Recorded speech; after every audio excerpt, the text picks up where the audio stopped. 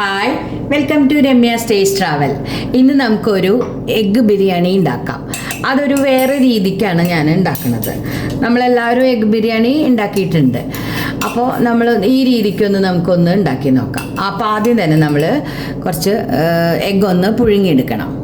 മുട്ട പുഴുങ്ങിയെടുക്കണം. അപ്പോൾ അതിലേക്ക് വെള്ളത്തിലേക്ക് കുറച്ച് ഉപ്പിട്ട് കൊടുത്തിട്ടുണ്ട്. അത് പൊട്ടാതിരിക്കാനാണ്. ഇത് നമുക്ക് മുട്ട വെള്ളത്തിലേക്ക് വെച്ച് കൊടുക്കാം. ഇത് നമുക്കൊന്ന് പുഴുങ്ങി എടുക്കാം. നമുക്ക് ബിരിയാണിക്കുള്ള അരി ഒന്ന് കുതിർത്ത് വയ്ക്കുക. കുറച്ച് നേരം ഒരു 5 മിനിറ്റ് കുതിർത്ത് വെച്ചാൽ മതി. ഞാനിത് വറ്റിച്ചെടുക്കുകയല്ല, നമ്മളിതൊന്ന് വേവിച്ച് ഊറ്റിയെടുക്കുകയാണ് ചെയ്യുന്നത്. അപ്പോൾ അതിന് നമുക്ക് ബസ്മതി റൈസ് എടുക്കാം, ഏത് അരി വേണമെങ്കിലും ബിരിയാണി അരി എടുക്കാം കേട്ടോ. ഞാനിത് ജീരകശാല അരിയാണ് എടുത്തേക്കുന്നത്. 1.5 ഗ്ലാസ്സോളം ഉണ്ട്. നമുക്കതിലേക്ക് കുറേശ്ശെ വെള്ളം വെച്ചെടുത്തിട്ട് നന്നായിട്ട് 2-3 പ്രാവശ്യം ഇങ്ങനെ കഴുകി നമുക്ക് കുറച്ച് നേരം കുതിർത്ത് വയ്ക്കാം. നമ്മൾ ചോറ് വയ്ക്കാനുള്ള വെള്ളത്തിലേക്ക് നമ്മൾ കുറച്ച് ഉപ്പിട്ട് കൊടുക്കാം.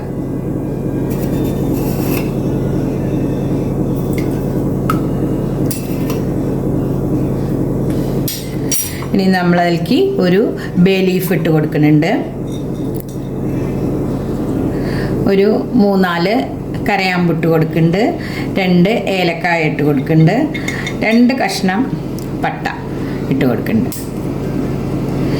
2 ജാതിപത്രി ഇട്ട് കൊടുക്കുന്നുണ്ട്. കുറച്ച് പെരുംജീരകം, ഇനി ഷാജീരകം വേണമെങ്കിൽ ഇടാം. ഞാനിപ്പോൾ കുറച്ച് പെരുംജീരകം ഇട്ട് കൊടുത്തിട്ടുണ്ട്. ഇനി ഇത് നന്നായിട്ട് വെട്ടി തിളയ്ക്കട്ടെ. നല്ലോണം വെട്ടി തിളച്ചു. നമ്മൾ അരി കുതിർത്ത് ഊറ്റി വെച്ചിട്ടുണ്ട്. അതിലേക്ക് ഇട്ട് കൊടുക്കാം.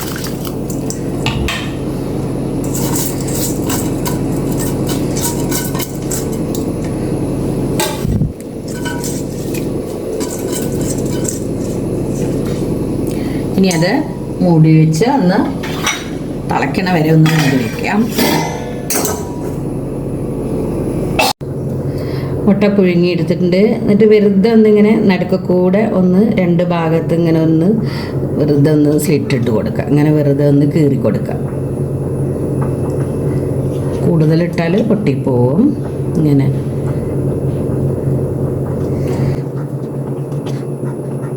ഇനി നമ്മൾ അതിലേക്ക് കുറച്ച് മഞ്ഞൾപ്പൊടി ഇട്ട് കൊടുക്കുന്നുണ്ട്.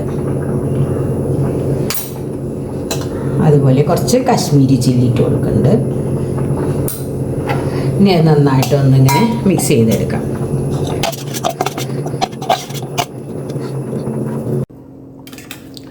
ചോറ് ആയിട്ടുണ്ട്. നമുക്ക് ഈ ഏലക്കായും പിന്നെ ഇതൊക്കെ വേണമെങ്കിൽ നമുക്ക് ഇതിനെടുത്ത് മാറ്റാം കേട്ടോ. അപ്പോൾ അവിടെ അങ്ങനെ ഇരിക്കട്ടെ. നമുക്ക് ഈ ചോറ് ഊറ്റി എടുക്കാം. ചോറ് പാകമായിട്ടുണ്ട്. ഈ ഒരു പാകത്തിന് നമുക്ക് വേവ് കണക്കാക്കി എടുത്താൽ മതി.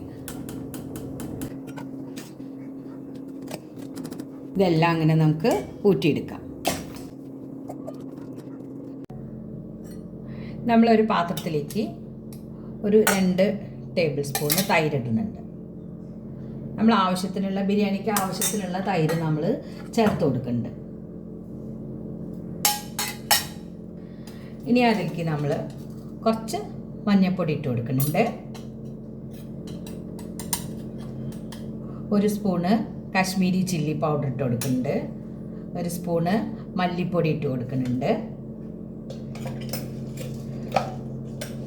ഒരു 1/2 ടീസ്പൂണ് പെരുംജീരകത്തിൻ്റെ പൊടി ഇട്ട് കൊടുക്കുന്നുണ്ട്. അതുപോലെ ഒരു 3/4 ടീസ്പൂണ് ബിരിയാണി മസാല ഇട്ട് കൊടുക്കുന്നുണ്ട്. ഇനി ഇത് നന്നായിട്ട് നമുക്ക് ഒന്ന് മിക്സ് ചെയ്തെടുക്കാം.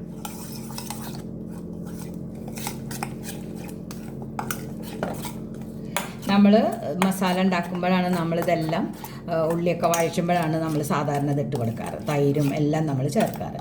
ഇത് നമ്മൾ ആദ്യം തന്നെ ഇതൊന്ന് മിക്സ് ചെയ്ത് വയ്ക്കാം. തൈരിൽ മിക്സ് ചെയ്ത് വയ്ക്കാം. നന്നായിട്ട് മിക്സ് ചെയ്ത് വയ്ക്കാം. ഇനി നമുക്ക് മസാല ഉണ്ടാക്കാം. നമ്മൾ മസാല ഉണ്ടാക്കാം. അതിലേക്ക് ഓയിലും കുറച്ച് നെയ്യും ഒഴിച്ചു കൊടുത്തിട്ടുണ്ട്.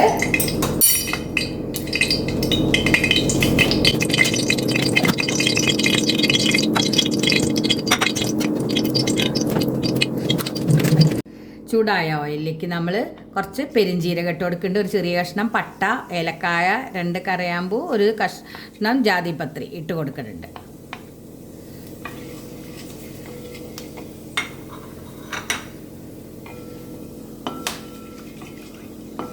അതൊന്ന് മൂത്തതിന് ശേഷം നമുക്ക് 2-3 സവാള അരിഞ്ഞതിട്ട് കൊടുക്കാം.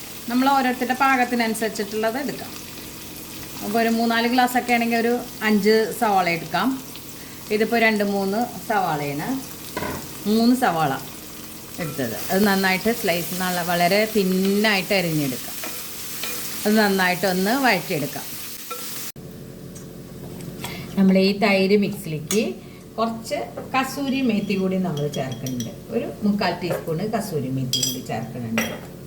അതും കൂടി ചേർത്ത് മിക്സ് ചെയ്ത് വയ്ക്കാം. സവാള ഒന്ന് വാടി വരുമ്പോഴേക്കും നമുക്കതിലേക്ക് ഒരു കഷ്ണം ഇഞ്ചിയും കുറച്ച് വെളുത്തുള്ളി പേസ്റ്റും, അതായത് ഒരു സ്പൂണോളം വെളുത്തുള്ളി ഇഞ്ചി പേസ്റ്റ് ചേർത്ത് കൊടുക്കാം.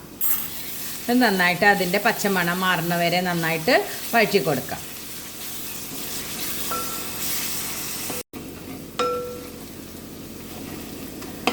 ഇനി നമ്മൾ അതിലേക്ക് 2 തക്കാളി അരിഞ്ഞതിട്ട് കൊടുക്കും. മസാലയ്ക്ക് ആവശ്യമുള്ള ഉപ്പിട്ട് കൊടുക്കാം.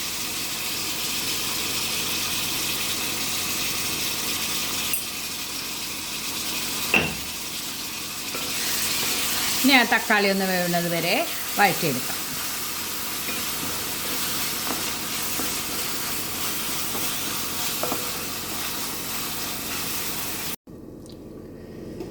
ഞാൻ തക്കാളി നന്നായിട്ട് വേവാനായിട്ട് മൂടി വെച്ചിട്ടുണ്ടായിരുന്നു. ആ മൂടി നല്ലോണം തക്കാളി നന്നായിട്ട് വെന്തു. ഇനി നമുക്കതിലേക്ക് നേരത്തെ നമ്മൾ തൈര് മിക്സ് ചെയ്ത് വെച്ചില്ലേ, അത് മസാല അതിട്ട് കൊടുക്കാം.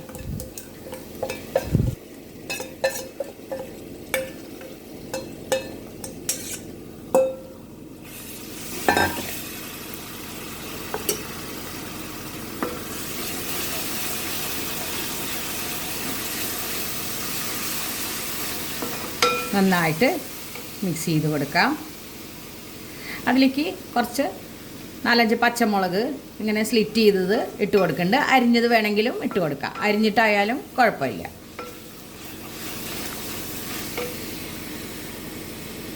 കുറച്ച് പുതിനയില ഇട്ട് കൊടുക്കുന്നുണ്ട്. കുറച്ച് മല്ലിയില ഇട്ട് കൊടുക്കുന്നുണ്ട്.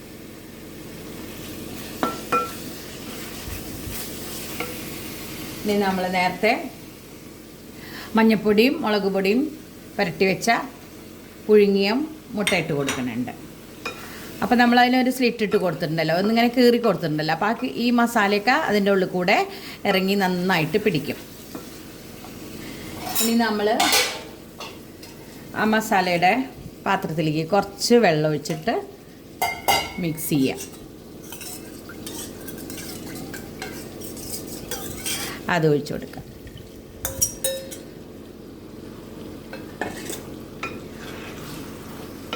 ഇനി നന്നായിട്ട് ആ മസാല ഒന്ന് വേവിച്ചെടുക്കാം.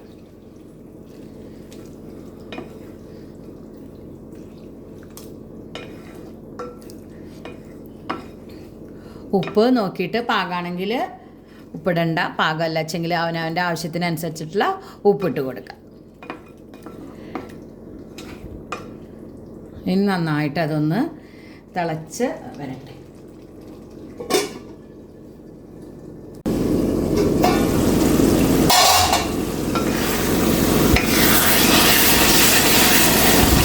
ഒന്നും കൂടി നമുക്ക് കുറുക്കിയെടുക്കാം. ഇങ്ങനെ ഇത്ര ഗ്രേവി വേണ്ട.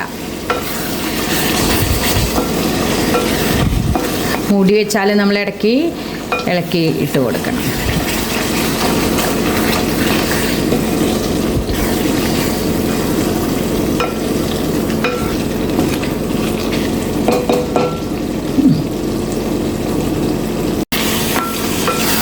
അങ്ങനെ മസാല റെഡി ആയിട്ടുണ്ട്. ഇനി നമുക്കിതിലേക്ക് റൈസ് ഇട്ട് കൊടുക്കണം. അപ്പോൾ അതിന് നമ്മൾ ഇതേ പാത്രത്തിലേക്ക് തന്നെ ലോ ഫ്ലെയിം ആക്കുക. എന്നിട്ട് അതിൽ നിന്ന് നമുക്ക് ഈ എഗ്ഗ് എടുത്ത് മാറ്റാം. ആദ്യം കുറച്ച് മസാല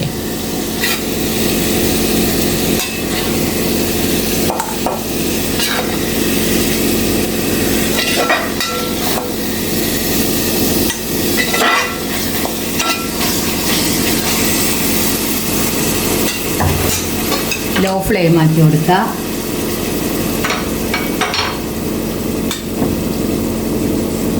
ഇനി അതിൻ്റെ മീതെ നമ്മൾ വേവിച്ച് വെച്ച റൈസ് ഇട്ട് കൊടുക്കാം.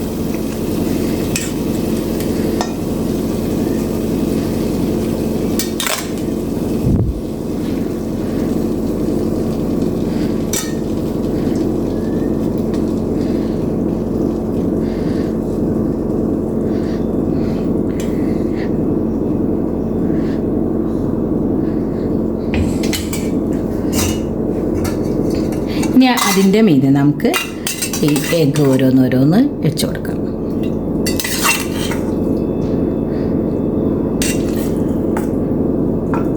മസാലയും ഇട്ട് കൊടുക്കാം.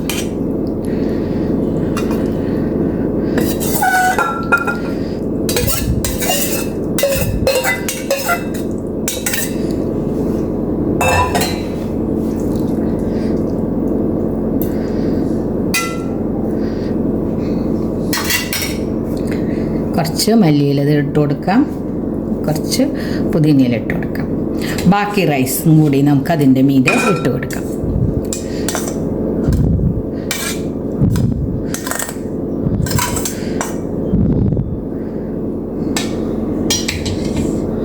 എല്ലാം നമുക്കിത് ചോറൊക്കെ നമ്മൾ പാകത്തിനാണ് വേവിച്ചെടുത്തേക്കുന്നത്. അപ്പോൾ ഒരൊറ്റ മിനിറ്റ് ഒന്ന് വെറുതെ നമ്മൾ ദം ചെയ്തെടുത്താൽ മതി. പിന്നെ പകുതി മുക്കാൽ വേവിലാണ് നമ്മൾ ചോറെടുത്തെങ്കിൽ ഒരു 5 മിനിറ്റ് നമുക്ക് ദം ചെയ്തെടുക്കാം. ഇതിപ്പോൾ അത്ര വേണ്ട. ഇനി നമ്മൾ അതിൻ്റെ മീതെ ബാക്കിയുള്ള മല്ലിയിലയും പുതിനയിലയും ഇട്ട് കൊടുക്കാം. പിന്നെ നമ്മൾ കുറച്ച് സവാള വറുത്ത് വെച്ചതുണ്ട്, അതും കൂടി ഇട്ട് കൊടുക്കാം.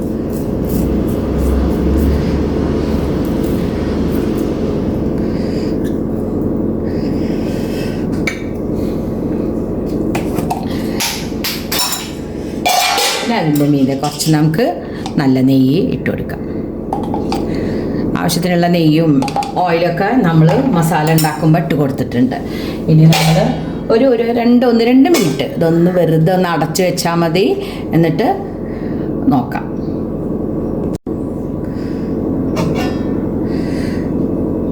നമുക്കൊന്ന് തുറന്ന് നോക്കാം. പിന്നെ നമ്മൾ എന്നിട്ട് ഇതേപോലെ നന്നായിട്ടൊന്ന് മിക്സ് ചെയ്തെടുത്താൽ മതി. മിക്സ് ചെയ്യുമ്പോൾ ആ ഗ്രേവിയും ആ മസാലയും എല്ലാം ചോറിൽ മിക്സ് ചെയ്ത് എടുക്കാം. അപ്പോൾ എല്ലാവരും ഈ രീതിക്കൊന്ന് എഗ്ഗ് ബിരിയാണി ഉണ്ടാക്കി നോക്കൂ കേട്ടോ. നല്ല ടേസ്റ്റാണ്. നമ്മളിതിലൊരു സ്പെഷ്യലായിട്ട് മസാല ചേർത്തേക്കുന്നത് കസൂരി മെത്തിയാണ്. അപ്പോൾ അതൊന്ന് ചേർത്തിട്ടൊന്ന് മസാല ഉണ്ടാക്കിയിട്ട് ഒന്ന് ഇതുപോലെ ഉണ്ടാക്കി നോക്കൂ കേട്ടോ. വേണ്ട,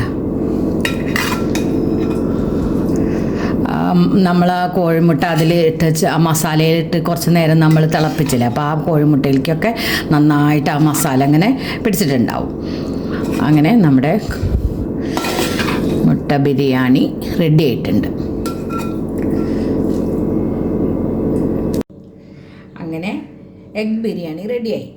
ഇതേപോലെ ഈ രീതിക്കൊന്ന് എല്ലാവരും ഉണ്ടാക്കി നോക്കൂ കേട്ടോ. നല്ല ടേസ്റ്റാണ്, എല്ലാവർക്കും ഇഷ്ടമാവും. ഇഷ്ടമായാൽ എല്ലാവരും ലൈക്ക് ചെയ്യാനും ഷെയർ ചെയ്യാനും കമൻറ്റ് ചെയ്യാനും മറക്കരുത്. Thank you for watching.